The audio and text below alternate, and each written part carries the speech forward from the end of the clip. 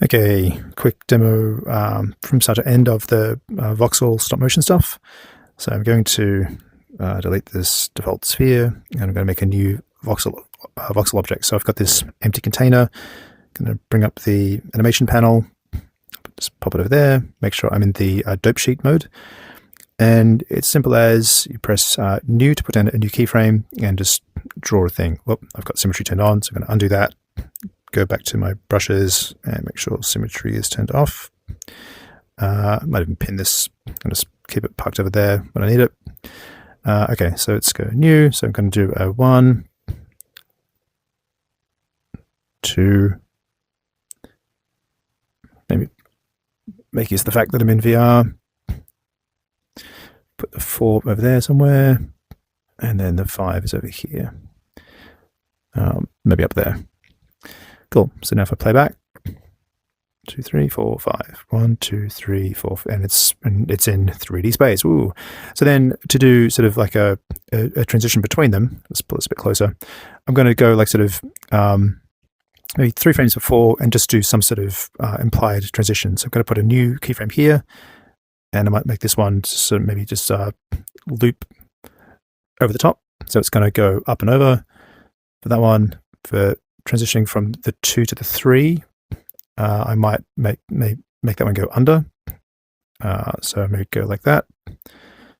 For the 3 to the 4, I might do some sort of zip frame. So I'll go new, and I'll just imply some sort of zippy line between them, like that. And then from the 4 to the 5, I might do some sort of just like a grounded zip from that to that. So let's see what that looks like. Oops, play. So I can see I've just got the implied side of things. So I'm going to go back and do some in-betweens. So new, and make this start to sort of go into there, like that. Hang on, other way, idiot. Going from the 1 to the 2, not the 2 to the 1. So I'll put this into sub mode, erase that, back into add, make it a bit smaller again. And I'll start to make this sort of fill in through there. Put another in between through here. So I'm going from the 2 to the 3. Remember that. So I'll start to fill in through like that. The 3 to the 4. So make this sort of also zip, but start to have some of the shape. And then the 4 to the 5, going under. So I'll start to zip it in like that. Let's play that back. 4, 5. That kind of works. So then what we can do, now that I've sort of got that down, I can go back to the menus, put this back on my wrist, and I'm going to go to the animation menu, and I'm going to now bake it from voxels into meshes. So I do that, and then go back to my animation timeline. This is now meshes. So what I can do here, if I'm so inclined, is I can use my regular brushes. The move brush is really good for this, and I can just do tweaks. So let's say this one, I want that to come up a little bit higher.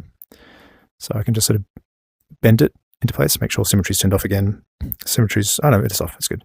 So give it a slightly nicer curve, maybe sort of angle it down like that. So it's sort of aiming where that needs to go.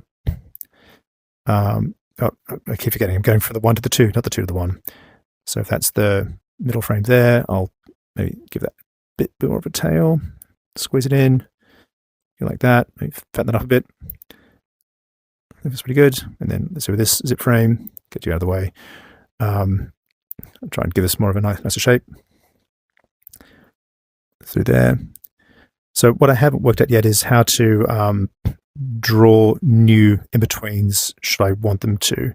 What you can do is I can duplicate. So let's say I want like an extra frame in here. I can move that one aside to there. I can go to this one, and I can put and I can duplicate the mesh at this frame. So now I can sort of do like another sort of push-pull on this. So it's not quite voxely. I need to think about how to add sort of like voxel shapes in here. For in between, but duplicating the mesh I think works pretty well. So let's see how this works. So this one I might give it more of a zip through there like that, and then next frame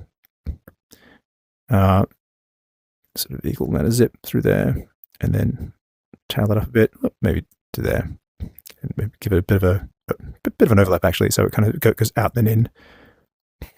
Cool. Then this middle frame, that should point more towards where it's heading. That should be maybe slightly more tapered. Maybe give it a bigger head on it, so it's a bit more cartoony. Maybe like that. Yeah, I don't know what I'm doing. I'm not an animator.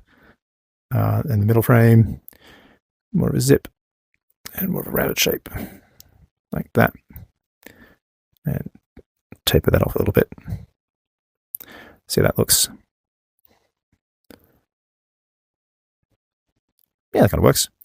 And then when you're done, you can go up to Files, and you can export a zip file of an everyday sequence. So that'll be just anim dot blah blah blah. I think it's a 4-digit pad, and it'll be frames 0 to 48, which pulls into Maya or Blender. So yeah, hope you find that useful.